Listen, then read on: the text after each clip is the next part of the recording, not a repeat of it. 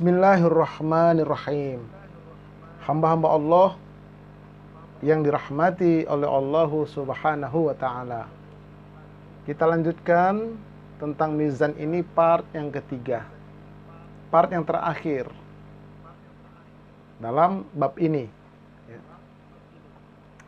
Yang akan kita kaji pada pertemuan kita kali ini adalah yaitu yang ditimbang amalan perbuatan, akhlak, dan ucapan atau kalimat-kalimat thayyibah. Itu akan ditimbang.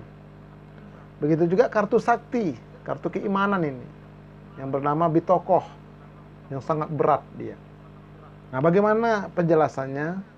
Mari kita simak bersama-sama. 3 hal ini yang akan ditimbang pada hari kiamat. 1. Amalan-amalan soleh dengan melengkapi syarat dan rukunnya. Bagaimana pada kajian kita Yaumul Hisab, ada satu tema di sana, kriteria amal soleh yang diterima. Nah, kalau kita penuhi itu salah satu nanti akan mendapat nilai dia dari pahala kita. Nah, contoh amalan itu adalah memelihara kuda untuk berjihad di jalan Allah. Ini salah satu contoh memelihara kuda. Zaman dulu ini ya. Belum ada tank, belum ada motor, belum ada pesawat, masih kuda zaman dulu. Disebutkan dalam hadis riwayat Imam Bukhari. Abu Hurairah radhiyallahu anhu yaqul, qala Nabi sallallahu alaihi wasallam, man ihtabasa farasan fi sabilillahi imanan billahi wa tasdiqan biwa'dihi, barang siapa yang memelihara kuda di jalan Allah karena iman dengan Allah dan membenarkan janji Allah, itu syaratnya iman kepada Allah dan membenarkan janji Allah. Apa janji Allah? Akan memberikan balasan kebaikan. Fa inna shiba'ahu wa riyahu wa rauthahu wa baulahu fi mizanihi yaumal qiyamah. Maka sesungguhnya makanan kuda itu akan ditimbang nanti pada hari kiamat sebagai pahala buat orang yang memelihara. Minuman kuda itu akan ditimbang pada hari kiamat menjadi pahala bagi yang memelihara. Kotoran kuda itu dari mulai dirawat terus sampai dia digunakan untuk perang, ya, akan ditimbang di hari kiamat menjadi pahala bagi orang yang memelihara itu. Kencingnya kuda itu akan ditimbang pada hari kiamat menjadi pahala bagi orang yang memelihara itu. Inilah hamba-hamba Allah. Berat timbangannya. Jadi luar biasa. Asalkan dia membenarkan janji Allah dan dia iman karena Allah. Jadi intinya apa? Ya, apa saja yang terkait hal-hal yang berhubungan untuk fisabilillah, membela agama Allah, ya, untuk membela agama Allah, menyebarkan agama Allah, itu semua akan dinilai di sisi Allah. Ada berat timbangannya. Ya, apa itu jalan Allah itu? Ya bisa juga dakwah, mendukung dakwah, melancarkan dakwah, menghidupkan dakwah, menyebarkan dakwah, dakwah yang sesuai dengan tuntunan Allah dan Rasulnya. Maka apa yang kita berikan, apa yang kita siapkan, itu semuanya akan ditimbang. Ya, insya Allah seperti yang saya lakukan ini, ya, merekamnya, menulisnya, membuat PowerPoint-nya, mencari ke sumber aslinya, menguploadnya, ya, meskipun tenaga kita, pikiran kita, bahkan dana kita keluarkan untuk itu, keyakinan kepada Allah, untuk agama Allah, di jalan Allah, membenarkan janji Allah, nanti Allah akan berikan balasannya di sisi Allah, ditimbang, nggak ada yang gratis. Tuh, gunakanlah kesempatan ini sebelum kita dipanggil oleh Allah. Itu intinya. Nah, jadi ini yang pertama ya. Luar biasa ini. Baik. Kemudian contoh amalan-amalan soleh lainnya, mengambil siwak dari pohon arok. Ini kerja ini. Sebutkan dalam hadis riwayat Imam Ahmad. An Ibni Mas'udin annahu kana yajtani siwakan minal araki wa kana daqiqas saqain.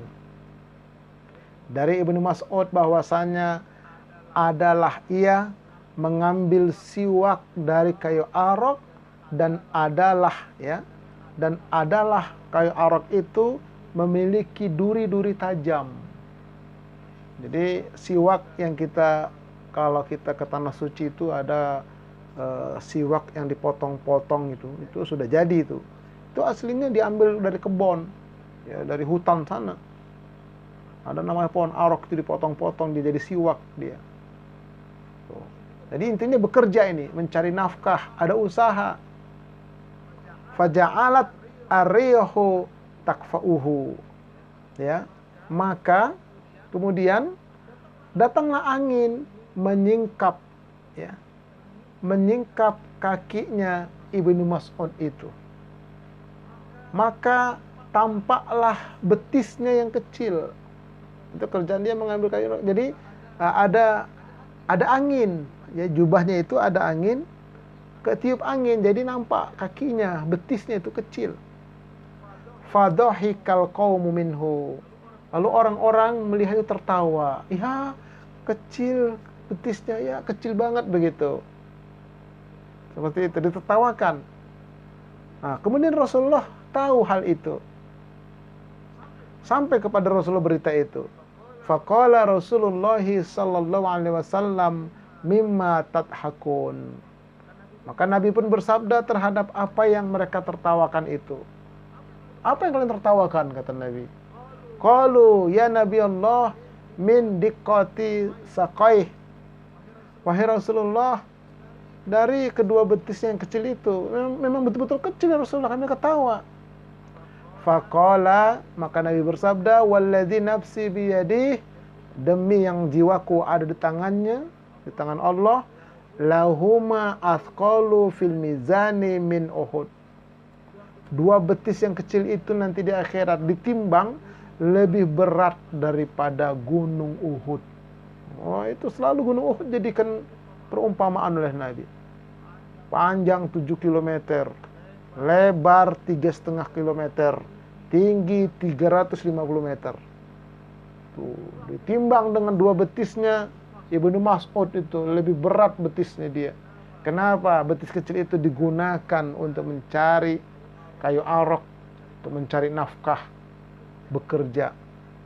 Nah, artinya apa? Bekerja, mencari nafkah, berusaha, berikhtiar karena Allah, karena mengikuti sunnah, ya, mencari yang halal untuk memenuhi kebutuhan keluarga, itu merupakan pahala nanti di akhirat. Begitulah hamba-hamba Allah. Asalkan semuanya diniatkan, ya, untuk mencari keridhaan Allah Subhanahu wa taala. Baik, yang kedua, dan amalan-amalan lain, banyak lagi amalan-amalan yang lain, ya. Yang kedua, akhlakul karimah. Ini pun ditimbang nanti di mizan nanti. Hadis riwayat Abu Daud, an Abi Darda'i anin Nabi sallallahu alaihi wasallam qala, ma min syai'in asqalu fil mizani min husnil khuluq. Tidaklah ada dari sesuatu yang lebih berat pada timbangan daripada baiknya akhlak. Jadi akhlak ini nanti ditimbang di akhirat sebagai pahala bagi orang yang berbuat kebaikan. Akhlakul karimah. Makanya Nabi diutus untuk menyempurnakan akhlak, memperbaiki akhlak. Dan Nabi itu akhlaknya ada Al-Quranul Karim. Oleh karena itu diutamakan akhlak daripada ilmu. Diutamakan akhlak daripada ibadah. Ya. Banyak orang yang ahli ibadah kepada Allah tapi tidak berakhlak kepada orang lain. Banyak orang yang ahli ilmu, katanya hebat ilmunya, terkenal dia, ya, tapi tak berakhlak sama orang lain. Akhlak, inilah hamba-hamba. Jadi akhlak ini penting sekali. Penting sekali akhlak ini. Akhlak kepada Allah dan Rasulnya.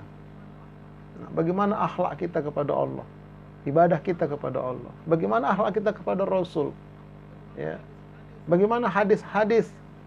Mana yang dikatakan hadis, mana yang bukan hadis dinisbahkan kepada Nabi, harus kita berakhlak. Bagaimana kita menyebut nama Rasul? Bagaimana kalau ada orang menyebut nama Rasul? Apa yang kita ucapkan? Bersalawat kepadanya. Itu akhlak kepada Allah dan kepada Rasul. Berkumandang azan, memanggil panggilan untuk ibadah menyembah Allah. Akhlak kita kepada Allah. Nah, kemudian akhlak kepada ibu dan bapak, bagi orang tua kita, apalagi kalau masih hidup. Yang sudah meninggal juga berdoa kita. Setiap habis Jumat, setiap habis sholat, berdoa kita untuk kedua orang tua kita. Berakhlak kita. Dan akhlak kepada diri sendiri. Tuh. Isi diri kita ini dengan ilmu.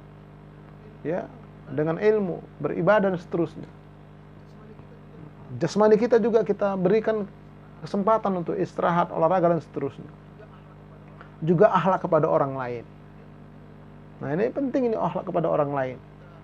Jangan kita selalu menuduh orang lain itu macam-macam. Ya, berakhlak gitu. Yang tidak satu paham dengan kita, yang tidak satu aliran dengan kita, tidak satu ormas dengan kita, yang tidak satu partai dengan kita. Ya, itu berakhlak. Ya, jangan gampang kita menuduh orang bid'ah, sesat dan sebagainya, tidak boleh. Berakhlak. Nah, begitu juga akhlak kepada lingkungan, kepada binatang, kepada pohon-pohon dan sebagainya. Kita harus punya akhlak. Semuanya itu nanti akan menjadi timbangan kebaikan buat kita, insya Allah, kalau kita punya akhlak. Baik. Juga dalam hadis riwayat Imam Abu Daud, ya. Ini hadisnya ada tambahannya ini. An Abi Darda'i qol sami'tu Nabi sallallahu alaihi wasallam yaqul, "Ma min syai'in yudha'u fil mizan." Tidaklah dari sesuatu itu akan diletakkan di timbangan asqalu min husnil khuluq. Lebih berat daripada baiknya akhlak. Wa inna sahiba husnil khuluq. Dan sesungguhnya yang punya akhlak yang baik, la yablughu bihi darajata sahibi shaumi was shalah. Ya, niscaya dia menyamai derajat orang yang mengamalkan puasa dan sholat. Orang rajin puasa, puasa wajib, puasa sunnah, sholat wajib, sholat sunnah, rajin dia dibanding dengan orang yang punya akhlak mulia. Itu sama.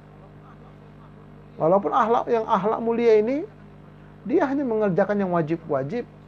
Ya, puasanya puasa wajib, sholatnya sholat wajib, puasa sunnahnya agak kurang, sholat sunnahnya agak kurang, tapi dia punya akhlak yang baik, maka derajatnya sama.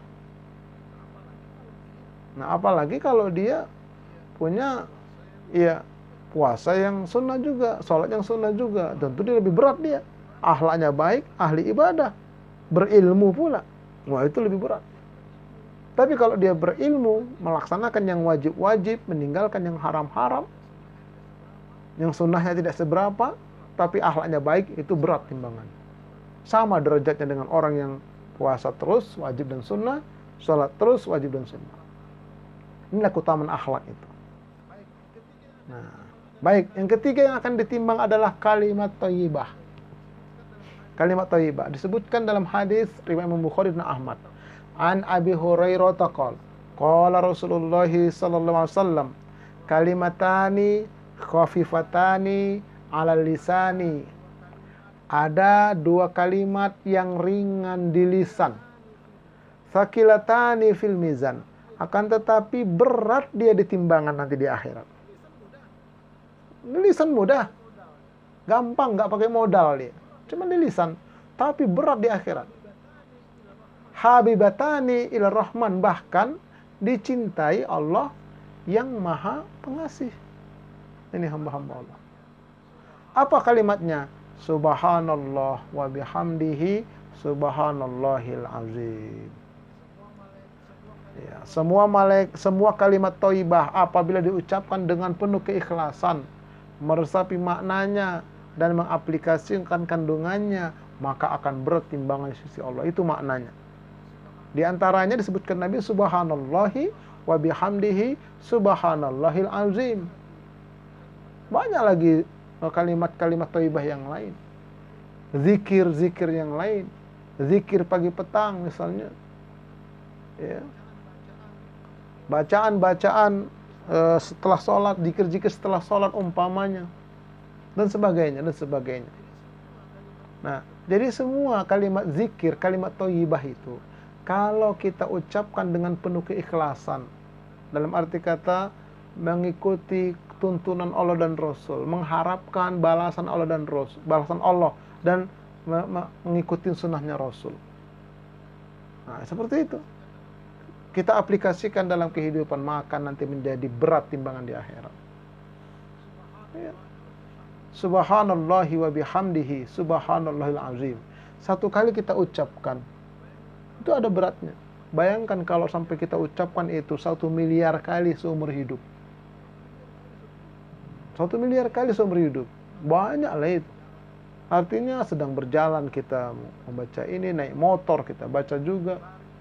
Berdiri, berbaring, duduk. Begitu dalam Al-Quran.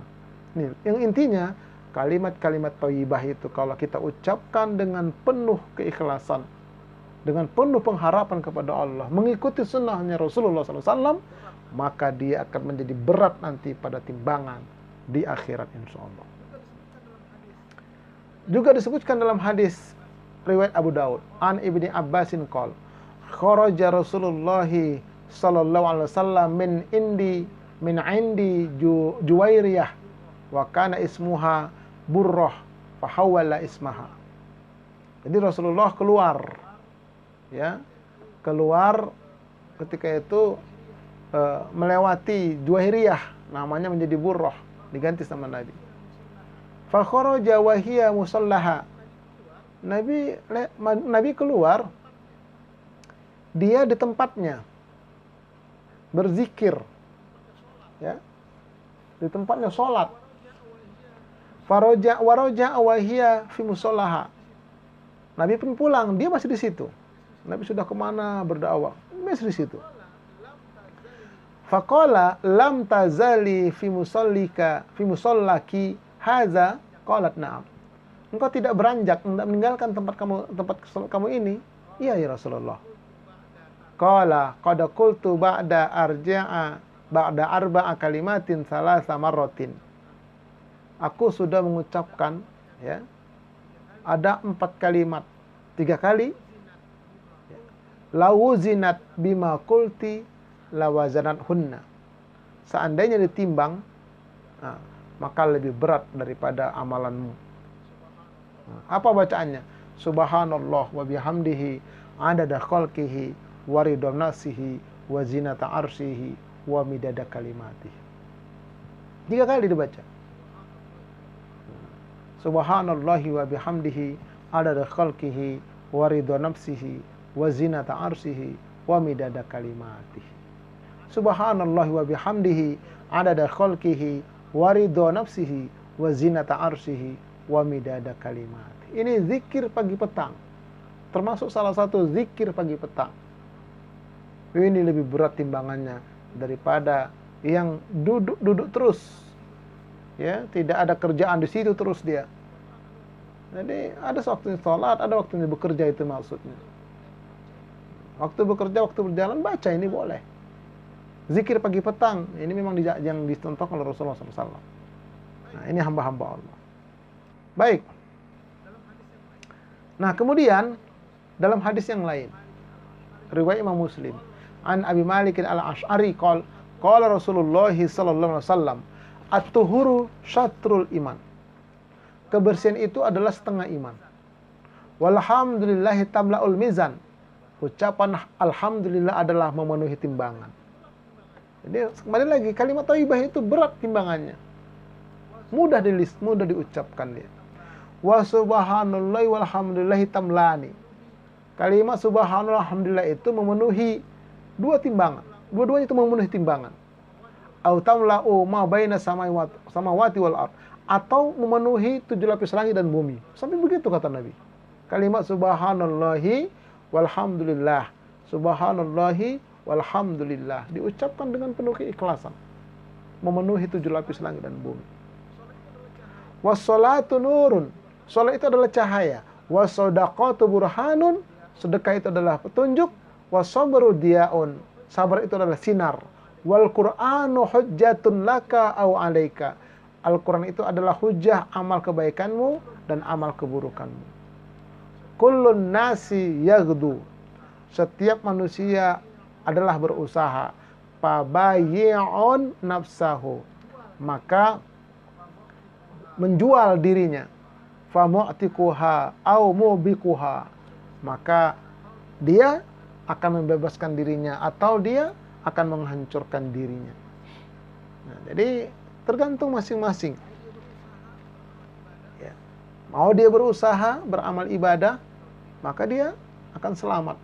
Tapi kalau tidak, dia akan hancur. Ini hamba-hamba Allah. Jadi oleh karena itu kalimat thayyibah ini sangat berat timbangannya di mizan insyaallah. Nah, yang terakhir tentang kartu bitokoh, sangat berat nilainya. Sebutkan dalam hadis riwayat Imam Al-Tirmizi, qala Rasulullah sallallahu alaihi wasallam, ya, Abdullah bin Amr bin As yaqul, innallaha sayukhallisu rajulan min ummati ala ru'usil khalaiqi yaumil qiyamah. Sesungguhnya Allah akan menyelamatkan seseorang dari umatku di hadapan makhluk-makhluknya pada hari kiamat. Ini ketika mizan. Fayanshuru alaihi tis'atan wa tis'ina sijjilan. Maka Allah bukalah atasnya itu 99 buku catatan. Ya. Setelah dia dihisap dia, buku catatan sebelah kanan sebelah kiri sebagai bukti. Nah, ternyata ya keburukannya lebih banyak daripada kebaikannya. 99 itu buku keburukan. Wa kullu sijillin mislu maddil basar. Setiap satu buku itu sejauh mata memandang. Banyak kali catatan-catatan keburukannya. Summa yaqulu atunkiru min hadza syai'an. Kata Allah, apakah engkau mengingkari semua ini? Ada nggak yang kau bantah ini? Azalamaka katabati al-hafizun. Apakah telah menjolimi engkau malaikat pencatat yang aku suruh? Fayaqul la ya Rabb. Orang itu berkata, tidak ya Rabb. Tidak dizalimi aku ya Rabb. Fayaqul, lalu Allah berfirman, afalaka uzrun? Apakah engkau punya uzur, punya alasan untuk semua itu, keburukanmu itu yang banyak itu? Fayaqulu, ya la ya Rabb. Tidak ya Rabb. Aku mengaku itu semua salahku. Kebanyakan dosanya daripada amal. Tapi harusnya ada amal ibadahnya. Kebanyakan dosanya. Fayaqulu, maka Allah berfirman, bala inna laka indana hasanatun. Nah, kata Allah, nah sesungguhnya di sisi kami ada kebaikanmu. Kaget, hamba ini kaget dia. Udah banyak sekali kesalahannya. Pasti akan masuk neraka dulu ini orang. Kira-kira begitulah. Aku akan masuk neraka dulu ini nanti. Karena banyak kali dosaku. Ya, tapi tidak sampai menghapuskan amal soleh ini. Ada sih amal soleh. Tapi kalah dia. Banyak kan dosa. Kata Allah, kau ada kebaikanmu di sisiku. Fa innahu la zulma 'alaikal yaum. Sesungguhnya engkau enggak dizalimi sekarang. Giranglah si hamba ini. Girang si hamba ini.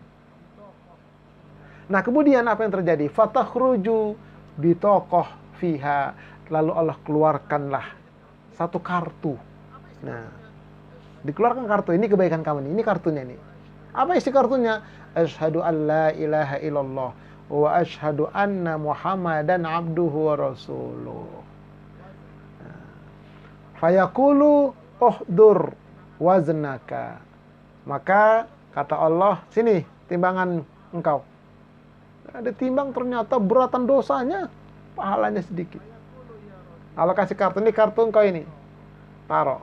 Fayaqulu ya Rabbi, ma hazihil bitaqah, ma hazihi sijilat. Ya Rasulullah, ya Allah, apa artinya kartu itu ya Allah dibandingkan dengan dosaku yang banyak itu? catatan itu ditimbang, itu berat sekali dosa-dosaku itu. Apa hebatnya kartu itu? Faqala innaka la tuzlam. Allah berfirman, engkau enggak akan dizalimi, tenang aja. Qala, Allah berfirman, fatudau asjilatu fi kafatin wal bitaku fil kafatin. Ayo, letakkan itu buku catatanmu yang banyak itu di satu sisi timbangan, dan kartu ini bersama dengan amalmu yang sedikit tadi di sisi yang lain. Fatoshat asjilatu wasakulat bitokoh. Maka menjadi ringanlah buku catatan amal yang jelek tadi itu, menjadi ringan dia, menjadi beratlah kartu ini, yang ada kartunya ini menjadi berat. Jadi berbalik dia. Tadinya yang dosa itu lebih berat dia, kemudian setelah ditaruh kartu bitokoh tadi itu, justru pahalanya lebih berat, dosanya menaik dia. Fala yaskulu ma'asmillahi syai'un, maka tidak ada yang lebih berat dibanding dengan nama Allah. Jadi artinya apa? Asalkan selama hidup ini bersahadat dan tidak batal syahadatnya, yaitu asyhadu an la ilaha illallah. Nanti ada kajian khusus tentang syarat dan rukun syahadat yang membatalkan syahadat. Itu nanti rukun Islam yang 5 kita akan kaji, insyaallah. Jadi dia mengucapkan kalimat ini, asyhadu an la ilaha illallah, aku bersumpah setia, itu maknanya. Bukan aku bersaksi, yang lebih mantap itu aku bersumpah setia, aku berjanji setia bahwa tidak ada Tuhan yang berhak untuk disembah secara benar kecuali hanya Allah. Tidak ada yang berhak, hanya Allah yang berhak untuk disembah, tidak yang lain. Harus begitu keyakinan dia. Jangan berbuat syirik. Wa asyhadu anna Muhammadan abduhu wa rasuluh, dan aku bersumpah setia bahwa Muhammad itu adalah hamba Allah dan utusannya. Bukan anak Allah, hamba Allah dan utusan Allah. Manusia seperti kita, hamba Allah dan dia utusan Allah. Maka apa yang datang dari Rasul, hadis yang sahih, yang hasan, amalkan. Yang palsu, tinggalkan. Aku itu. Nah, seperti itulah, keyakinan seperti itu, maka itu menjadi kartu dia. Dan diletakkanlah pada timbangan amal solehnya, menjadi beratlah. Inilah hamba-hamba Allah yang harus kita renungkan dalam kehidupan kita ini. Bagaimana syahadat kita selama ini. Nah, ini gambaran timbangannya tadi. Yang tadinya catatan kuburotannya berat ke bawah, begitu ditaruhkan kartu di tokoh itu, maka catatan keburukan menjadi naik, timbangan pahala kebaikannya menjadi menurun, begini menjadi berat dia. Ini hamba-hamba Allah. Kartu bitokoh yaitu asyhadu an la ilaha illallah wa asyhadu anna Muhammadan abduhu wa rasuluh. Aku bersumpah setia bahwa tidak ada Tuhan yang berhak disembah kecuali hanya Allah. Tidak ada Tuhan yang lain, hanya Allah yang berhak disembah. Dan kita menyembahnya kepada Allah, meminta tolongnya kepada Allah, berlindungnya kepada Allah, menggantung harapannya kepada Allah. Itu harus begitu syahadat kita. Syahadat Allah itu. Aku bersumpah setia bahwa Muhammad itu adalah hamba Allah dan utusan Allah. Ini kartu bitokoh namanya. Ya, nanti ketika yaumul mizan akan ditaruh pada timbangan amal kebaikan kita.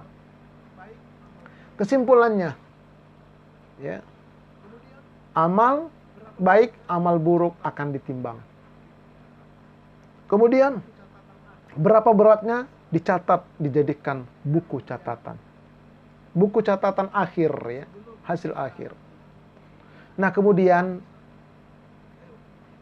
sebelum kita nanti ditimbang di sana, ayo kita bertobat di muka bumi ini. Kalau kita bertobat di muka bumi ini, kita perbaiki semua, insya Allah nanti di sana timbangan kita berat. Nah, tentang taubat nasuha, silakan lihat lagi YouTube saya pada alam persingkat yang ke-8 Yaumul Hisab. Di sana ada satu judul tentang taubatan nasuha, insya Allah. Baik hamba-hamba Allah yang dirahmati oleh Allah Subhanahu wa taala, untuk mendukung program Majelis Studi Dakwah Terapan ini, yang sudah subscribe, yang belum ya ditunggu. yang sudah like and share, memberikan dukungan kepada kami. Kami ucapkan jazakumullah khair. Kritik dan saran serta komen silakan tulis ya pada kolom komen, juga boleh juga lewat WA. Dan untuk menyaksikan video-video sebelumnya silakan di YouTube klik Ustadz Arifin Purba Official. Insyaallah kita akan lanjutkan nanti alam persinggahan hidup yang ke-10, yaitu pembagian buku catatan amal. Demikianlah pengajian kita pada pertemuan kali ini, dan insyaallah kita akan lanjutkan nanti pada alam persinggahan hidup yang ke-10. Mari sama-sama kita tutup dengan doa kifaratul majlis. Subhanakallahumma wa bihamdika asyhadu an la ilaha illa anta astaghfiruka wa atubu ilaik. Assalamualaikum warahmatullahi wabarakatuh.